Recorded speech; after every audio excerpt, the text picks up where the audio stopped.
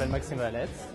Je suis le créateur de plusieurs sites dont le plus connu s'appelle VDM, Vinmap.fr, et j'ai créé ma société Beta et compagnie. Alors le site à la base c'était pas vraiment une idée, c'était une expression VDM qu'on avait inventée avec un ami.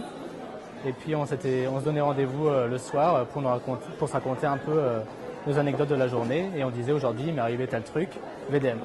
Alors le concept c'est que si vous arrive quelque chose dans la journée, vous pouvez venir sur vinmap.fr et dire aujourd'hui il m'est arrivé telle chose, une sorte de confessionnal.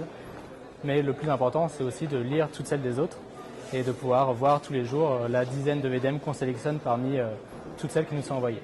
Avec mon associé, on se connaît depuis une dizaine d'années maintenant et on avait déjà commencé à travailler ensemble dans une première boîte. Donc on se connaissait bien, on a créé la boîte ensemble. On s'est entouré d'un expert comptable pour éviter de penser à autre chose qu'à notre entreprise. Tout ce qu'on ne voulait pas faire, on le faisait externaliser. Ça nous permettait de vraiment nous lancer à fond dans notre entreprise. Actuellement, on fait 3,5 millions de visites par jour en anglais et en français. Le plus dur, c'est quand un site est connu comme ça via le buzz, le plus dur, c'est d'entretenir les visites. Parce que c'est très facile d'avoir beaucoup de visites d'un coup, mais il faut toujours viser la pérennité du site pour avoir un flot continu de visiteurs. VDM, on a vu ça comme un site, mais aussi comme un concept. Donc c'est pour ça qu'on a voulu faire des livres très rapidement. La diversification, elle se passe aussi par les médias. Donc là, on a une série télé qui va sortir sur NT1 dans un mois, en avril. Comme on a eu du succès avec la monétisation de notre site, on s'est dit qu'on pouvait rendre service à d'autres sites qui avaient un contenu original comme le nôtre. Et on a lancé notre propre régie publicitaire l'année dernière. Et tout ça aussi avec l'internationalisation, puisqu'on a le site qui est en 7 langues maintenant et on gère tout depuis la France avec des partenaires dans chaque pays. Il y a des périodes qui ne sont pas propices à certains marchés. Par exemple, si on avait lancé notre site il y a 10 ans, ça n'aurait pas marché. La crise aidant, les gens avaient envie de se défouler quelque part. Donc on aurait lancé le site un an plus tôt, ça n'aurait peut-être pas marché. Alors je m'appelle Fabrice Florent, j'ai 35 ans et je suis le PDG de mademoiselle.com, un magazine féminin sur le web qui existe depuis 7 ans maintenant, 7 ans et demi, pour les jeunes femmes qui ont entre, on va dire, 18 et 25 ans. Avant de monter Mademoiselle, j'ai bossé pendant 7 ans chez Pinky, une marque de fringues pour les jeunes femmes. Et là-bas, j'ai découvert le fantastique univers des nanas, en fait.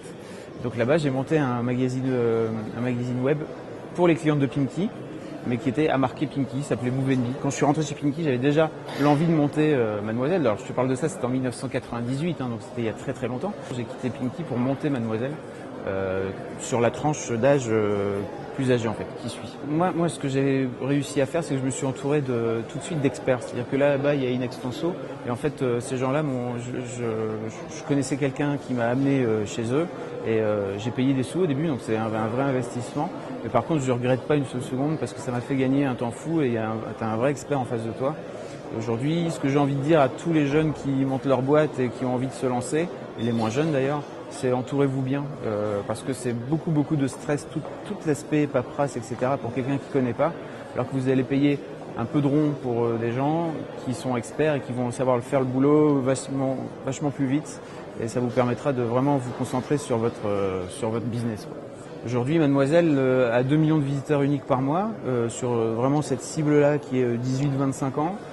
Moi, ce que je voudrais, c'est toucher, on va dire, la moitié de cette tranche d'âge-là. Donc, ça veut dire au moins doubler, voire tripler, en fait, sur cette cible-là. On n'a pas vraiment cette démarche en France de venir dire, en fait, vous n'êtes pas forcément obligé de trouver un job en sortant de l'école. Si vous avez envie de créer des choses, il faut y aller, il faut créer, etc. Mais c'est pas un truc qu'on apprend. Donc heureusement que vous êtes là. Vous voyez, vous faites rentrer des jeunes, enfin vous intéressez des jeunes à l'entreprise, et enfin la création d'entreprise en tout cas, c'est super important. Aujourd'hui, là maintenant, c'est moi qui décide. Donc toutes les conneries, c'est ma faute. Et tous les trucs bien, c'est aussi parce que c'est grâce à moi et grâce à mon équipe, quoi. Et le plus important, c'est la marque, de déposer la marque d'abord. Donc en 1, la marque, en 2, le nom de domaine, très important aussi, et ensuite le site web. Et ensuite tout ce qui est effectivement fabrication. Donc si tu entends démarche administrative, c'est en 1 la marque et en 2 le site. Je crois que je ferais... Ah si, j'aurais bien aimé être journaliste, je pense. Journaliste, j'aurais bien aimé. Allez-y, maintenant tout de suite, go, on y va. Le plus tôt, le mieux. Okay. Quelque chose qui vous fait peur dans l'entrepreneuriat? D'arriver à transformer une bonne idée en un métier qui permet de se payer, de payer toute sa boîte et de grandir dans le temps et ne pas faire juste un petit truc qui marche, d'arriver à être pérenne dans le temps. Le fait que j'ai jamais l'impression de travailler. J'ai l'impression de toujours faire 12 000 trucs dans la journée, mais pas l'impression de travailler, donc je pense que c'est un vrai luxe. Donc Thomas Delcroix, je suis fondateur de Tradibalade et gérant également depuis 2 ans et demi. Tradibalade, ce sont les visites de l'île en 2 chevaux à destination des particuliers et des entreprises. Donc visite de l'île et également tout ce qui est jeux de piste et rallye voilà, pour les entreprises, pour tout ce qui est team building incentive. Alors j'étais serveur dans un restaurant rue de Gand à Lille et il y a une forte demande des touristes pour visiter la ville de Lille avec un moyen qui est original, typique, avec quelque chose de français finalement, puisque la 2 chevaux, un peu comme la baguette ou le béret, correspond un peu à l'art de vivre à la française. Donc, et parallèlement à ça, il y avait mon père qui avait une 2 chevaux qui dormait dans le garage. Et on s'était dit pourquoi pas, je me suis dit pourquoi pas lancer donc ces visites de Lille. Forcément, il faut voir, il faut bien écrire le concept, regarder ses fournisseurs, ses partenaires, ensuite établir le dossier financier, donc établir les chiffres, nos prévisions. Alors, entrepreneur, c'est surtout le développement en fait d'une idée, le développement d'un projet. Donc, je pense que si je n'étais pas entrepreneur, je serais sûrement dans une entreprise à essayer de développer un projet qui me tient à cœur. Alors, les gens qui ont une idée, les jeunes qui ont une idée, je pense qu'il faut se lancer, il ne faut pas attendre. L'inspiration, comme je disais tout à l'heure, est assez précieuse, donc il faut vraiment l'utiliser. Je pense clairement que celui qui croit en son idée, il peut la concevoir.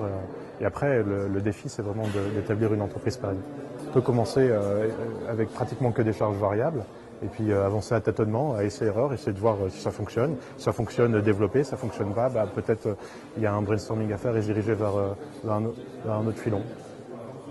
Alors, ce qui me plaît dans l'entrepreneuriat, c'est justement entreprendre. C'est le fait d'avoir une idée, d'y réfléchir, de la concevoir sur papier, d'établir ce plan d'action et ensuite voir la réalisation. Bien sûr, il faut avoir des clients, mais après, c'est du travail, quoi. Il faut rester professionnel et il faut vraiment assurer le service et puis essayer d'avoir le maximum de pourcentage de satisfaction lié à ça. Donc, je m'appelle Anthony Coquen, je suis originaire d'Orléans et je suis en 3e année à l'IESEG. Je m'appelle Thomas Bonhomme, pour ma part je suis originaire d'Avignon et je suis aussi en 3e année à l'IESEG avec Anthony. On avait beaucoup de dossiers à imprimer, on devait aller aux imprimeries du quartier, comme tous les étudiants. Et on s'est vite rendu compte que ça coûtait très cher pour ce que c'était, beaucoup trop cher. Et on a essayé de voir à partir de là comment faire pour réduire ce coût tout simplement. Donc le concept de Spring Copy est assez simple. Donc quand un étudiant finit son rapport, il nous l'envoie par mail en format PDF afin d'éviter tous les problèmes de mise en page. Ensuite, une fois qu'on a reçu son rapport, on lui renvoie un mail de confirmation avec le prix de sa commande et aussi le lieu de rendez-vous auquel nous allons lui rendre son rapport. On imprime à ce moment-là, on relit et le lendemain, au plus tard, on lui ramène à son école le dossier tout imprimé, tout relié. Avant la création, il y a déjà un gros travail de recherche, savoir est-ce que le business plan est viable, comment faire en sorte de rentrer dans ses coûts, quels vont être ses coûts, bien les déterminer pour être sûr qu'une fois que l'entreprise est lancée, de ne pas se planter tout simplement, quoi. Il ne faut jamais avoir peur de réfléchir, d'aller trop loin, de trop réfléchir. On ne va jamais trop loin dans la réflexion, surtout quand on essaie de lancer une entreprise. Ne pas se dire c'est impossible, ne pas se dire ça ne marchera pas, ne pas se dire j'aurai pas le talent pour y arriver. C'est se faire confiance à l'idée qu'on a. Mais en général, après, je pense que ça roule. C'est quelque chose d'assez... c'est très très gratifiant, je pense. Ouais, c'est ça. On se revoit le soir où on est avec notre feuille de papier devant nous et le stylo, où on dessine les prémices en réalité de l'entreprise. Et c'est vraiment le chemin des prémices jusqu'à la réalité. Et ouais, c'est totalement gratifiant et c'est un bon challenge.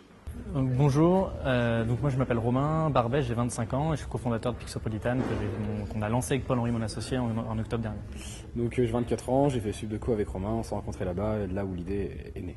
C'est une idée qui est née quand je suis rentré en France, parce que j'ai passé 2 ans en Chine et dans la ville de Shanghai, qui est une ville qui m'a beaucoup marqué. En rentrant, je voulais une photo sympa de la métropole chinoise et en cherchant sur internet, dans les boutiques, j'ai rien trouvé.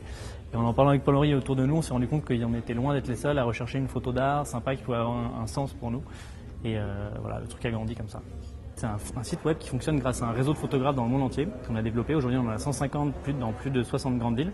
Et grâce à ce réseau, on nous propose 2 services à nos clients. Le premier, c'est un service qui permet de commander la photographie de n'importe quelle rue dans n'importe quelle ville du monde. Et si vous êtes séduit par la photo, on vous l'imprime sur aluminium en petit et très grand format. À côté de ça, on a une galerie en ligne plus traditionnelle dans laquelle on met le meilleur des photos de nos photographes. Aujourd'hui, on en a 400.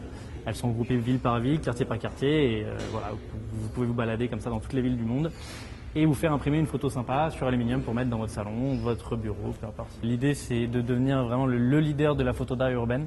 Donc d'ici quelques mois, d'avoir une bibliothèque de plusieurs milliers, voire dizaines de milliers d'images, de photos d'art des grandes villes du monde. Donc quand une personne cherche une photo d'une ville, ils se disent Pixopolitan est là. C'est une expérience géniale. Quoi qu'il arrive, même si ça c'est pas une réussite, vous aurez appris énormément de choses, quelque chose qu'on peut même valoriser sur un CV. Donc il n'y a pas de raison de ne pas le faire. C'est une expérience qui vaut le coup. On est libre de développer la boîte comme on a envie de la développer, même si quelque part on n'a pas, on est obligé de réussir. Donc c'est un peu paradoxal. C'est une liberté, c'est spécial.